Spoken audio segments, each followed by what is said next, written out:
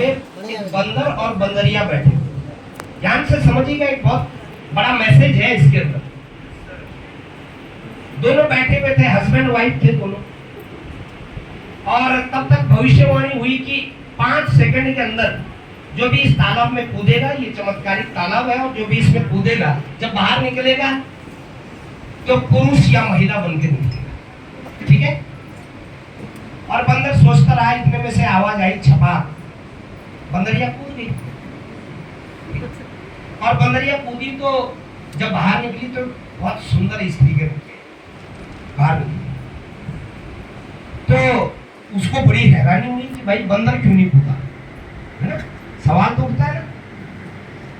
तो उसने बंदर को पूछा कि तुम क्यों नहीं कूदे? मैं तो सोच रही थी भाई मानव योनि में आ जाएंगे तो बढ़िया है ना। जानवर तो जानवर ही ठहरा, इंसान इंसान ही है, इंसान मालिक होता है अपनी सोच का।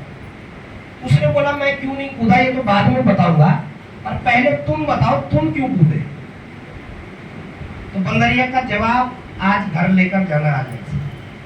उसने बोला कि जब भविष्यवाणी हुई तो मेरे दिमाग में एक बात आई, भाई तो वो ये झूठ हो, है ना। जैसे आरसीएम में आज कुछ नए साथी हैं, बोलते हैं भाई लखपति बनते हैं, करोड़पति बनते हैं। भरोसा है भाई साहब, शुरू में नहीं होता, हमें तो नहीं था, आपको भरोसा है, बधाई की बात है, ठीक, लेकिन शुरू में नहीं होता है ना। ऐसा लगता है कि जो यहाँ लेके आया उसका कोई फायदा है ना।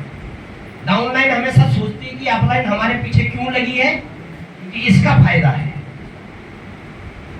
तो बंदरिया ने बोला कि मैंने ये सोचा कि अगर कूद जाती हूँ और बाय द वे नहीं बनी, स्त्री नहीं बनी, तो क्या रह जाऊंगी?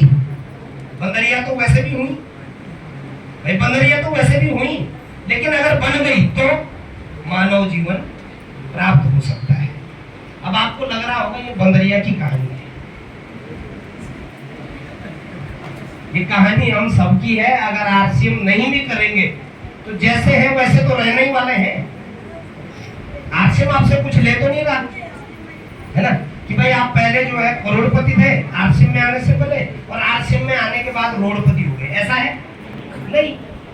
नहीं करेंगे तो जैसे है वैसे ही रहने वाले हैं, या उससे, है ना। अब भविष्य का मुझे नहीं पता क्या होने वाले, लेकिन अगर आरसीएम करेंगे और इसको थोड़ा सा सीखने का प्रयास करेंगे, समझने का प्रयास करेंगे, तो आप भी सुषमा बिष्ट की तरह जो है एक सेलिब्रिटी बन सकते हैं। आप भी दीपेंद्र नेगी जी की तरह एक सेलिब्रिटी बन सकते हैं।